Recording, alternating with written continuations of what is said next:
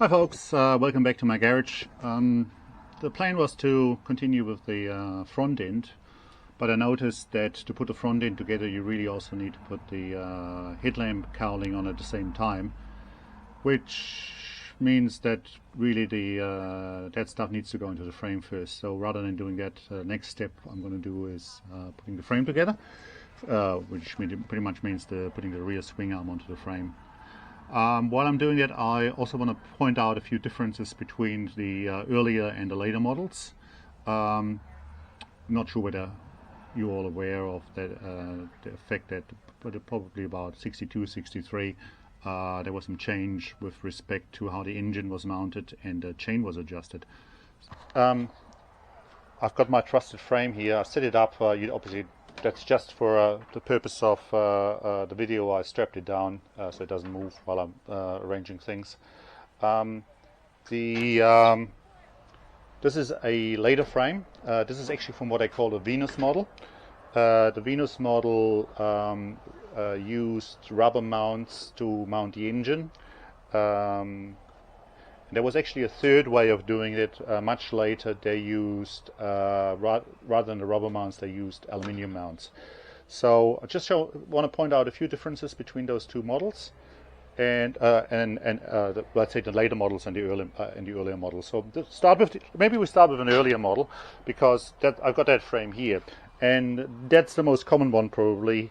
And that's pretty much the same as with the RL and RLA. So you got this front engine boss here, where you got a sliding thing, and the engine can slide backwards and forwards in here. Then you got the same thing here at the back as well. You got this thing that slides backwards and front, and not quite sure where the third one is, how that works. Well, I think that's on the engine. So you got that third mount here, and then the engine's got a bracket, and it can slide backwards and forwards. So that worked pretty well. But then at some stage in the 60s, Puch decided they're going to change things around, and they introduced what they call the Venus model. And it had this fixed engine mount in the front.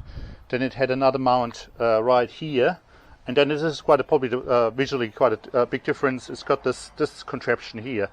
So what happens is that on the Venus model there is a rubber metal mount, like a silent block here, left and right, and the bracket to the engine has changed accordingly. It's got a rubber bung here, and then they got another rubber mount here, and then they got a big rubber block that is screwed onto here, and the engine has another bracket that slides into here. We'll come to that when we mount the engine anyway. It's just so you see the differences. In the much later models, towards the end of the mid-60s, they got rid of the rubber mounts, and rather than having two rubbers here, they had only one block of aluminium here, a block of aluminium here, and a folded piece of metal of steel here. Otherwise, the frames are the same. This is a hand shifter frame. So here's the brackets for the pipes for the hand shifter cable, and obviously that's the same on the other bike as well. You can see the thing here. I also got a foot shifter bike, and if you're interested, I'll show some pictures of that as well. But that's obviously, I haven't got a frame by itself. It's just the bike as it is. But I can tip it to its side and show some videos from underneath if somebody wants to see it. All right, so that's about it. So I'm gonna get rid of that. Older frame, and because the bike I'm building is, I think it's a 63 SR. And we start putting the rear swing arm in, and yeah, get that going. Alright folks, I've got all the parts lined up here to put together. You may hear the radio in the background. It's actually my neighbors having a party. They're having a radio. It's a beautiful day out in Christchurch. It's a beautiful day out in Christchurch today. You can see the sunshine. It is summer. Yeah. Alright, hopefully this will all be in the picture, and I'm not going to remove the camera off the shelf while I'm with the microphone here. Okay, so obviously, I just want to show you something about these cages for the springs. These also serve as a stop for for the center stand, and what normally happens is that they get really badly notched here, and the more they get notched, the lower the bike drops, and it, you know, putting it on the stand, it hardly gets off the wheels, if at all. Sometimes even, you know, it doesn't even sit properly on the stand. So one thing to do when you have these, if you have access to a welder, you just fill these up, and what you can do actually is just add another millimeter of weld to it. Really helpful. Just a millimeter here will make all the difference. Will actually pop the bike up off its wheels. If you don't have a welder and you still have those notches, no problem. You just turn them the other way around, and you're back to original factory condition, and the notch can be on the other side where it's not being used, so don't worry about it. But I've got a bit welded up here, so that's going to be the top and the outside. So this one obviously is going to sit over there, and then I've already put the brass bushes in there. So I put that one in here.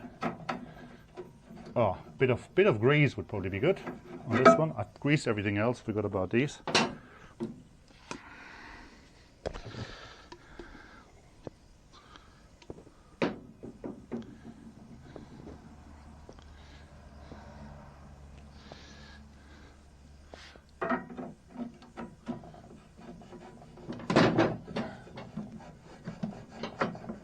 Number one. That's the other one.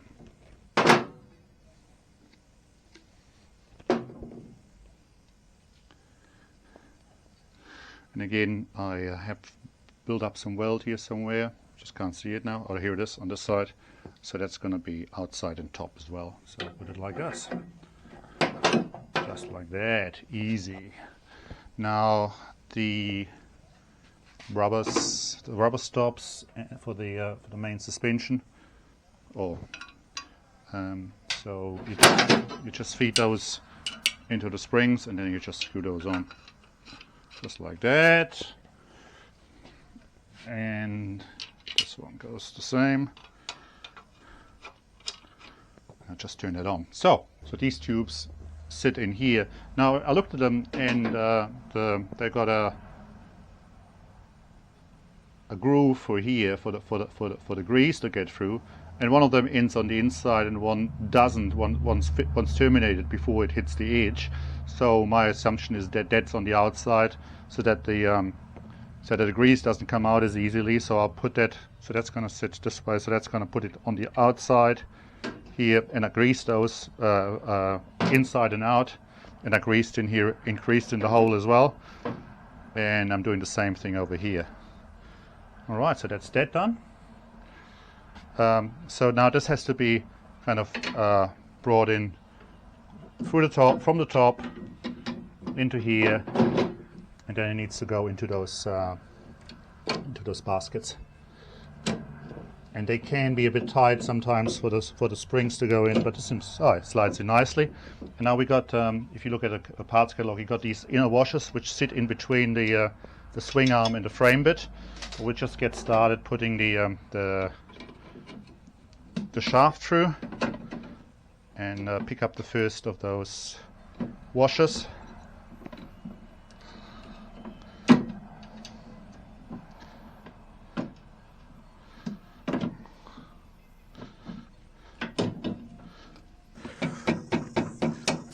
Alright, so I'm hitting the bush here, so now it's time for me to put the second washer in, if I can.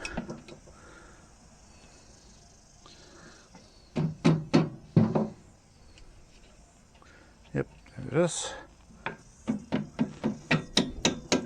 Yeah, put my thumb on the other end, holds the bush in place, and then it comes through nicely.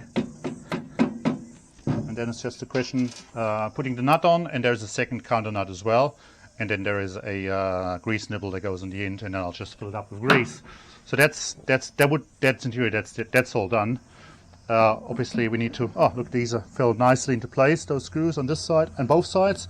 And so it just got some M8 nuts and tighten those up, and that's the rear swing arm done. Easy. I quickly want to show you here the difference in the swing arm. So this is the later model here, and it's got the slotted ends here for the rear wheel, because the rear wheel is adjustable that way. And if I go around and find my other swing arm, which sits in the box here, that's for an earlier model, and you can see that this one has the just the round holes because the rear axle remains fixed, whereas the engine is being shifted to tighten the chain. Different other differences, of course, except on that bike, the chain guard has to be adjustable as well. So this has got slotted holes for the chain guard as well. All right, of course I forgot something. There's a fat 5mm washer sitting between the spring and that cage, and of course I forgot to put that in, but it's no big problem. I can just push that rubber buffer back a little bit, insert that into here, push the buffer back through so it feeds through the washer and then back through the hole again. Just have to line it up roughly. Of course, that's always, yep. So it's through the washer, and then I just line it up and go through the hole. Bring that rubber back forward again. There's a bit of an edge there at the front, and here it is. Okay, and it's just a question of putting the standard made washer and nut under the whole thing. Alright folks, so that's the rear swing arm fixed to the frame. I hope you found this useful. Trying to give you a little bit more information about the different models as well. It's probably not very well documented. Well, if you go through the spare parts catalog, you find the exact numbers for the SR and SRAs, where they changed from the movable engines to the fixed engine frames. It doesn't say exactly when they changed from the rubber mounts to the aluminium mounts. So with this one I'm going to use aluminium mounts, although it originally was rubber. I think Puch introduced the Venus model to remove vibration from the scooter to make it a nicer ride. But I believe, I'm not, correct me if I'm wrong, and I might be going down the wrong path here. The rubber mounts had the effect that every time you accelerated, the engine was just making a small movement to the side, and that was wearing the chain out. I'm not sure whether that's true. That's just the story I heard. So, and that I believe is possibly why they later got rid of the rubber parts and replaced them with aluminium, or maybe they just ran out of rubber parts and changed it again. But I'll when we come to mounting the engine, I'll point out all the different options, different brackets, and so on. All right, thanks for watching, guys. Cheers, and we'll see you next time. And then really, I believe it is time for the front end to get together, and then the whole thing will look a little bit more like a scooter. Cool. Thank you very much.